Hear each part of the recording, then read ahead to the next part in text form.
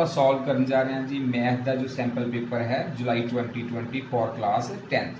ਤੇ ਇਸ sample paper ਦੇ ਵਿੱਚ ਜੋ ਕੁਐਸਚਨਸ ਹਨ ਉਹ ਚਾਰ ਚੈਪਟਰਸ ਦੇ ਵਿੱਚੋਂ ਹਨ ਜੀ। Chapter number 1, chapter number 2, chapter number 3 and chapter number 15। ਤੇ ਆਓ ਇਸ ਦਾ ਪਹਿਲਾਂ ਹੁਣ ਆਪਾਂ ਪਾਰਟ ਏ ਕਰਦੇ ਹਨ, ਭਾਗ ਊੜਾ। ਭਾਗ ਊੜੇ ਵਿੱਚ 8 ਕੁਐਸਚਨ ਹਨ ਤੇ ਸਾਰੇ ਹੀ ਕੁਐਸਚਨ ਇੱਕ ਇੱਕ ਨੰਬਰ ਦੇ ਹਨ। ਤੇ ਆਓ ਫਸਟ ਕੁਐਸਚਨ ਦੇਖਦੇ ਹਾਂ। वर्गमूल 5 - 2 - 3 1 डैश संख्या है। हुण इस डैश दे विच देखना है कि पूरी संख्या अपने को की है, प्रमेय है, अप्रमेय है, पूर्ण है या संपूर्ण है। तो हुण आपां नूं पता है कि वर्गमूल 5 एक किहड़ी है अपने को एक अप्रमेय संख्या, 2 और 3 2 और 3 अपने को प्रमेय संख्या हैं। तो प्रमेय संख्या ते अप्रमेय संख्या ये दोनों ही संख्यावां इस दे विच हन, पर एक कुल मिला के अपने को किहड़ी संख्या बन जाती है पूरी मिला के।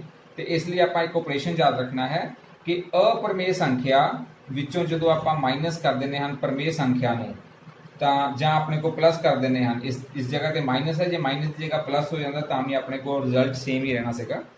अप्रमेय संख्या दे विच जेकर आपां प्रमेय संख्या नूं माइनस करते हैं तो हमेशा की आ जाती है अपने को एक अप्रमेय संख्या। इसका मतलब इसका आंसर क्या आएगा अपने को एक अप्रमेय संख्या है। हुण सेम क्वेश्चन आपां इंग्लिश में किस तरह है जी।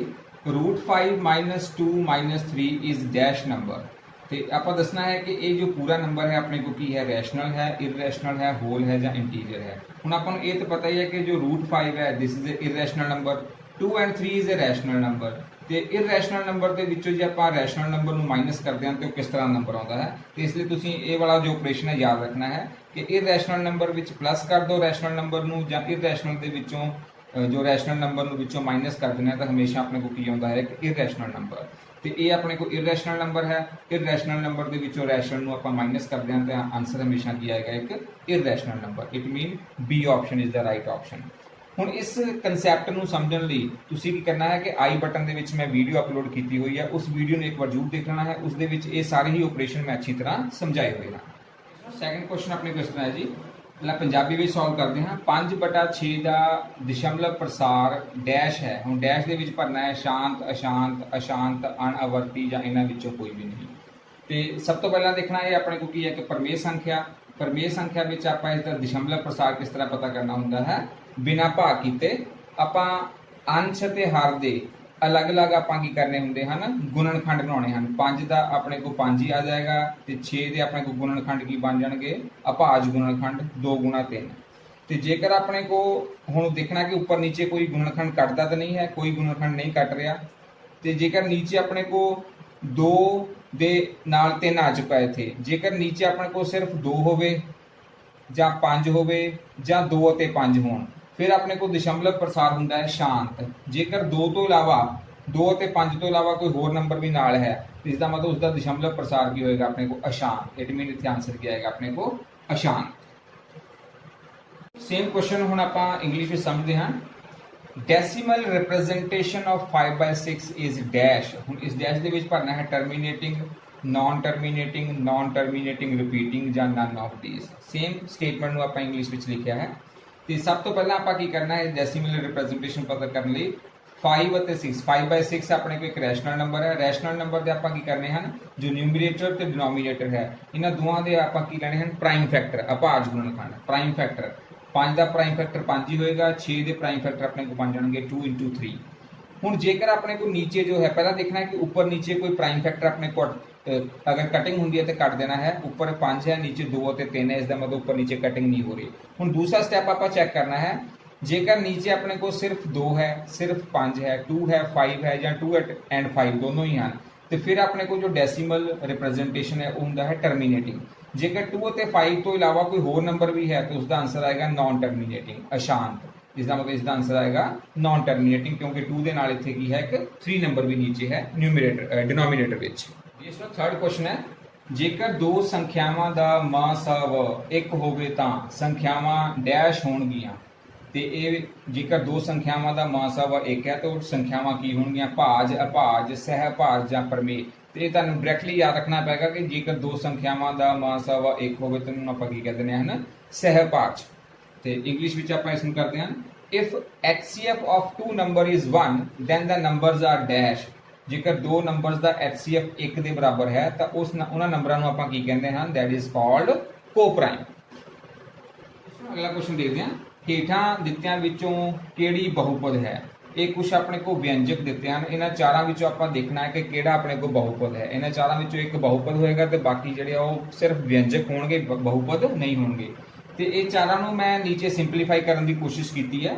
ਜਿਸ ਤਰ੍ਹਾਂ ਪਹਿਲੇ ਵਿੱਚ ਆਪਣੇ ਕੋਲ ਕੋਈ ਸਿੰਪਲੀਫਿਕੇਸ਼ਨ ਨਹੀਂ ਹੋ ਸਕਦੀ, ਦੂਸਰੇ ਵਿੱਚ ਜੋ x ਦੀ ਇੱਥੇ ਵਰਗਮੂਲ ਹੈ, ਵਰਗਮੂਲ ਦਾ ਮਤਲਬ ਹੁੰਦਾ 1/2, ਤੇ ਇੱਥੇ ਵੀ ਵਰਗਮੂਲ ਦਾ ਮਤਲਬ ਉੱਪਰ ਪਾਵਰ ਹੋਗੀ 1/2। ਜਦੋਂ ਇਸ ਨੂੰ ਉੱਪਰ ਲੈ ਕੇ ਜਾਵਾਂਗੇ ਤੇ ਆਪਣੇ ਕੋਲ ਆ ਜਾਏਗੀ -1/2। ਇਸ ਦੇ ਵਿੱਚ ਵੀ ਆਪਾਂ ਕੋਈ ਚੇਂਜ ਨਹੀਂ ਕਰ ਸਕਦੇ, x ਦੀ ਪਾਵਰ ਜੋ ਹੈ 1/2 + 1 ਆ ਜਾਏਗਾ।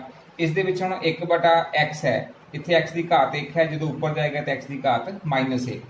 ਤੇ ਹੁਣ ਆਪਣੇ ਕੋਲ ਬਹੁਪਦ ਵਿੱਚ ਕੀ ਕੰਡੀਸ਼ਨ ਹੁੰਦੀ ਹੈ ਕਿ ਜੋ x ਦੀ ਘਾਤ ਹੈ ਉਹ ਹਮੇਸ਼ਾ ਆਪਣੇ ਕੋਲ ਕੀ ਹੁੰਦਾ ਹੈ, ਪੂਰਨ ਸੰਖਿਆ। ਪੂਰਨ ਸੰਖਿਆ ਉਹ ਕਿਹੜੀ ਹੈ, ਪੂਰਨ ਸੰਖਿਆ ਕਿਹੜੀ ਹੁੰਦੀ ਹੈ, 0 1 2 3 4 5 ਇਸ ਤਰ੍ਹਾਂ ਦੀਆਂ ਸੰਖਿਆਵਾਂ ਹੋਣੀ ਚਾਹੀਦੀਆਂ ਕਿਸ ਦੇ ਵਿੱਚ, x ਦੀ ਘਾਤ ਦੇ ਵਿੱਚ। ਇਹ ਨੀਚੇ x ਹੈ, x ਦੀ ਘਾਤ ਵਿੱਚ 0 1 2 3 4 ਇਦਾਂ ਦੇ ਨੰਬਰ ਹੋਣੇ ਚਾਹੀਦੇ ਹਨ। ਜੇਕਰ ਨੰਬਰ ਬਟਿਆਂ ਵਿੱਚ ਹੈ ਜਾਂ ਆਪਣੇ ਕੋਲ ਮਾਈਨਸ ਵਿੱਚ ਨੰਬਰ ਹੈ ਤੇ ਉਹ ਜੋ ਆਪਣੇ ਕੋਲ ਹੈ ਉਹ ਜੋ ਵਿਅੰਜਕ ਹੈ ਉਹ ਬਹੁਪਦ ਨਹੀਂ ਹੋਏਗਾ। ਹੁਣ ਇਸ ਦੇ ਵਿੱਚ 1/2 ਹੈ, -1/2 ਹੈ, 1/2 ਹੈ, -1 ਹੈ। ਇਸ ਦਾ ਮਤਲਬ ਇਹ ਤਿੰਨ ਹੀ ਜੋ ਵਿਅੰਜਕ ਹਨ ਇਹ ਆਪਣੇ ਕੋਲ ਬਹੁਪਦ ਨਹੀਂ ਹੈ। ਇਸ ਦਾ ਮਤਲਬ ਸਿਰਫ ਇਹ ਵਾਲਾ ਬਹੁਪਦ ਹੈ ਜਿਸ ਦੇ ਵਿੱਚ x ਦੀ ਘਾਤ 2 ਤੇ x ਦੀ ਘਾਤ 1 ਹੈ। x ਦੀ ਘਾਤ 2 ਵੀ ਹੋ ਸਕਦੀ ਹੈ, 1 ਵੀ ਹੋ ਸਕਦੀ ਹੈ। ਇਸ ਤਰ੍ਹਾਂ ਦੇ ਜੋ ਆਪਣੇ ਕੋਲ ਵਿਅੰਜਕ ਹਨ ਉਹਨਾਂ ਨੂੰ ਆਪਾਂ ਕੀ ਕਹਿੰਦੇ ਨੇ, ਬਹੁਪਦ। ਇਸ ਦਾ ਮਤਲਬ ਆਪਣੇ ਕੋਲ ਇਹ option is the right option. ਤੇ ਇਸ ਨੂੰ ਥੋੜਾ ਹੋਰ ਕਲੀਅਰ ਕਰਨ ਲਈ ਆਈ ਬਟਨ ਦੇ ਵਿੱਚ ਮੈਂ ਇੱਕ ਵੀਡੀਓ ਦਿੱਤੀ ਹੈ, ਉਸ ਦੇ ਵਿੱਚ ਮੈਂ ਇਹ ਸਾਰੇ ਜੋ ਕਨਸੈਪਟ ਹੈ ਪੋਲੀਨੋਮੀਅਲ ਦੇ ਰਿਲੇਟਡ ਸਮਝਾਏ ਹੋਏ ਹਨ। ਉਸ ਵੀਡੀਓ ਨੂੰ ਇੱਕ ਵਾਰ ਜ਼ਰੂਰ ਦੇਖ ਲੈਣਾ। स्टूडेंट आओ हम इस क्वेश्चन इंग्लिश में देखते हैं। Which of the following is polynomial. ये अपने को चार इसके एक्सप्रैशन दिते हुए हैं। ये चार एक्सप्रैशंस ਦੇ ਵਿੱਚੋਂ ਆਪਾਂ ਚੈੱਕ ਕਰਨਾ ਹੈ ਕਿ ਕਿਹੜਾ ਆਪਣੇ ਕੋ ਪੋਲੀਨੋਮੀਅਲ ਹੈ, ਕਿਹੜਾ ਪੋਲੀਨੋਮੀਅਲ ਨਹੀਂ ਹੈ। ਤੇ ਪੋਲੀਨੋਮੀਅਲ ਦੀ ਆਪਣੇ ਕੋ ਇੱਕ ਕੰਡੀਸ਼ਨ ਹੁੰਦੀ ਹੈ ਕਿ ਜੋ x ਆਪਣੇ ਕੋ वेरिएबल है उसकी जो पावर है वो हमेशा की होनी चाहिए है, एक होल नंबर मीन 0 1 2 3। x की जो पावर है वो हमेशा होएगी इस तरह 0 1 2 3 4 5 इस तरह के नंबर होंगे। जेकर नंबर ओवर्स विच है, बटियां विच है ਜਾਂ ਆਪਣੇ ਕੋ ਪਾਵਰ ਵਿੱਚ ਇਸ ਤਰ੍ਹਾਂ ਮਾਈਨਸ ਆ ਜਾਂਦਾ ਹੈ x ਦੀ ਪਾਵਰ ਵਿੱਚ, ਤਾਂ ਉਹ ਜੋ ਆਪਣੇ ਕੋ ਵਿਅੰਜਕ ਹਨ, ਐਕਸਪ੍ਰੈਸ਼ਨ ਹਨ, ਉਹ ਆਪਣੇ ਕੋ ਪੋਲੀਨੋਮੀਅਲ ਨਹੀਂ ਹੋਣਗੇ। ਤੇ ਹੁਣ ਮੈਂ ਇਹ ਚਾਰ ਦੇ ਚਾਰ ਜੋ ਐਕਸਪ੍ਰੈਸ਼ਨ ਹਨ ਉਹਨਾਂ ਨੂੰ ਥੋੜਾ ਸਿੰਪਲੀਫਾਈ ਕਰਨ ਦੀ ਕੋਸ਼ਿਸ਼ ਕੀਤੀ ਹੈ। ਜਿਸ ਤਰ੍ਹਾਂ ਪਹਿਲੇ ਵਿੱਚ ਤਾਂ x ਦੀ ਪਾਵਰ 2 + 5x ਹੈ, ਦੂਸਰੇ ਵਿੱਚ ਰੂਟ ਦਿੱਤਾ ਹੋਇਆ ਹੈ। ਜੇਕਰ ਰੂਟ ਨੂੰ ਆਪਾਂ ਬ੍ਰੇਕਅਪ ਕਰਦੇ ਹਾਂ ਤੇ ਉਹ ਆਪਣੇ ਕੋ 1/2 ਬਣ ਜਾਂਦਾ ਹੈ। ਤੇ ਇਸ ਨੂੰ ਜੇ ਉੱਪਰ ਲੈ ਕੇ ਜਾਵਾਂਗੇ ਆਪਣੇ ਮਾਈਨਸ ਆ ਜਾਏਗਾ।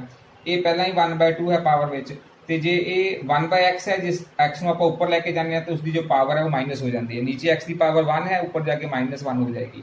ਤੇ ਹੁਣ ਆਪਾਂ ਦੇਖਣਾ ਕਿ ਕਿਹੜੀ ਆਪਣੇ ਕੋ ਇਹ ਚਾਰ ਜੋ ਐਕਸਪ੍ਰੈਸ਼ਨ ਹਨ ਇਸ ਕੰਡੀਸ਼ਨ ਨੂੰ ਫੁੱਲਫਿਲ ਕਰਦੇ ਹਨ ਕਿ x ਦੀ ਪਾਵਰ ਵਿੱਚ ਸਿਰਫ 0 1 2 3 ਇਸ ਤਰ੍ਹਾਂ ਦੇ ਨੰਬਰ ਹਨ।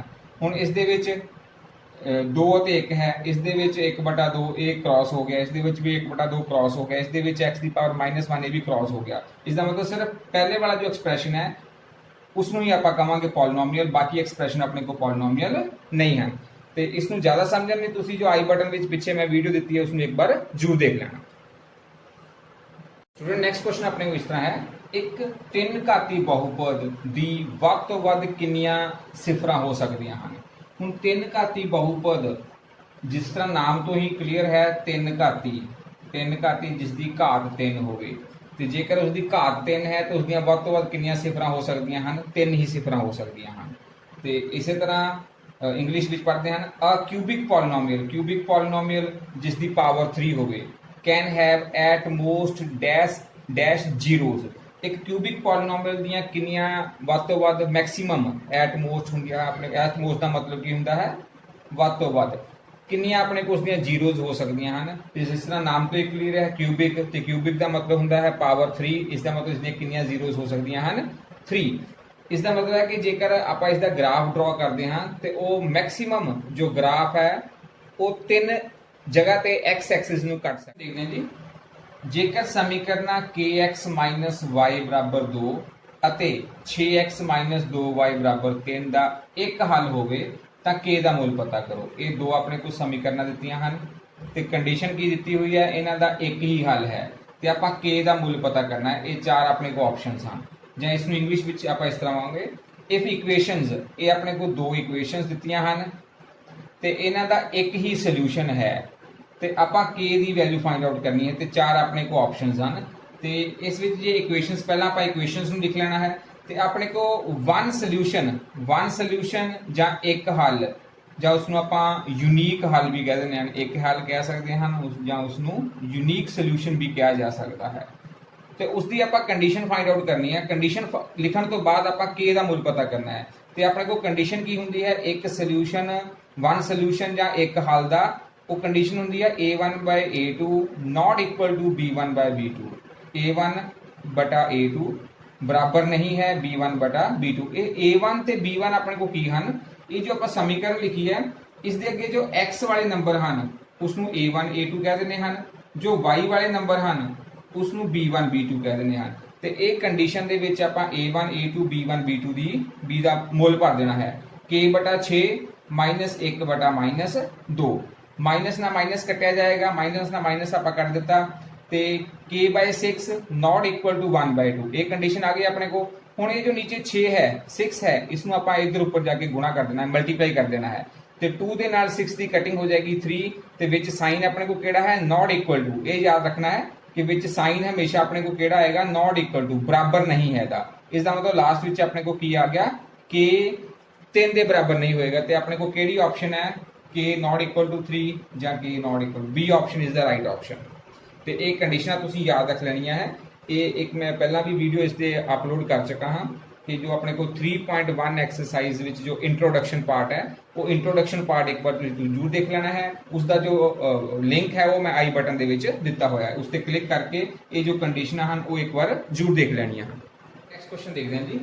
ਪਹਿਲਾਂ ਪੰਜਾਬੀ ਵਿੱਚ ਇਸ ਨੂੰ ਸੋਲਵ ਕਰਦੇ ਹਾਂ। ਇੱਕ ਰੇਖੀ ਸਮੀਕਰਨਾਂ ਦੇ ਜੋੜੇ ਨੂੰ ਆਲੇਖੀ ਵਿਧੀ ਨਾਲ ਹੱਲ ਕਰਨ ਤੇ, ਆਲੇਖੀ ਵਿਧੀ ਕਿਹੜੀ ਹੁੰਦੀ ਹੈ, ਗ੍ਰਾਫ ਦੇ ਨਾਲ ਹੱਲ ਕਰਨਾ, ਤੇ ਜੇਕਰ ਰੇਖਾਵਾਂ ਸਮਾਂਤਰ ਹੋਣ ਤਾਂ ਕਿਹੜਾ ਹੱਲ ਹੋਵੇਗਾ, ਇੱਕ ਹੱਲ, ਕੋਈ ਹੱਲ ਨਹੀਂ, ਅਨੇਕਾਂ ਹੱਲ ਜਾਂ ਚਾਰ ਹੱਲ। ਇਸ ਦੇ ਰਿਲੇਟਡ ਵੀ ਆਪਾਂ ਪਹਿਲਾਂ ਕਈ ਵਾਰ ਮੈਂ ਵੀਡੀਓ ਅਪਲੋਡ ਕਰ ਚੁੱਕਾ ਹਾਂ ਇਸ ਕੁਐਸਚਨ ਦੇ ਰਿਲੇਟਡ, ਤੇ ਇੱਕ ਵਾਰ ਫਿਰ ਤੁਹਾਨੂੰ ਸਮਝਾ ਦਿੰਦਾ ਹਾਂ। ਹੁਣ ਆਪਣੇ ਕੋਲ ਤਿੰਨ ਜੋ ਰੇਖੀ ਸਮੀਕਰਨਾਂ ਦਾ ਜੋੜਾ ਹੈ, ਜਦੋਂ ਉਸ ਦਾ ਆਪਾਂ ਗ੍ਰਾਫ ਬਣਾਉਂਦੇ ਹਾਂ, ਲੇਖ ਬਣਾਉਂਦੇ ਹਾਂ, ਤੇ ਉਹ ਤਿੰਨ ਤਰ੍ਹਾਂ ਬਣ ਸਕਦਾ ਹੈ। ਜਾਂ ਤਾਂ ਉਹ ਇਸ ਤਰ੍ਹਾਂ ਕਾਟਵੀਆਂ ਰੇਖਾਵਾਂ ਹੋਣਗੀਆਂ, ਜਾਂ ਇੱਕ ਲਾਈਨ ਦੇ ਉੱਪਰ ਹੀ ਦੂਸਰੀ ਲਾਈਨ ਆ ਜਾਏਗੀ, ਉਸ ਨੂੰ ਸੰਪਾਤੀ ਰੇਖਾਵਾਂ ਕਹਿ ਦਾਂਗੇ, ਜਾਂ ਜੋ ਲਾਈਨਾਂ ਹਨ ਉਹ ਰੇਲ ਦੀ ਪਟਰੀ ਵਾਂਗ ਹੋਣਗੀਆਂ, ਆਪਸ ਵਿੱਚ ਮਿਲਣਗੀਆਂ ਨਹੀਂ, ਉਹਨਾਂ ਨੂੰ ਆਪਾਂ ਕਹਿ ਦਿੰਦੇ ਹਨ ਸਮਾਂਤਰ ਰੇਖਾਵਾਂ।